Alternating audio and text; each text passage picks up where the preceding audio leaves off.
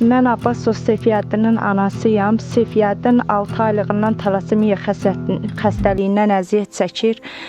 İlik nakl olunmasıdır. Bunun üçün bizə 70.000 dollar lazımdır. Bizim də buna imkanımız çatmır. Hal-hazırda 15.000 dollarımız tamamlanıb, qalanı durur. Xahiş eləyirəm hər kəsdən, imkanlı şəxslərdən mənim uşağıma köməklik eləsinlər ki, uşağımın pulu yığılsın.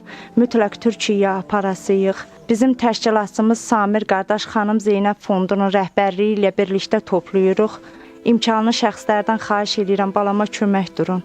Bir ay yarım bundan qabaq dalağını çıxartdılar, operasiya elədilər.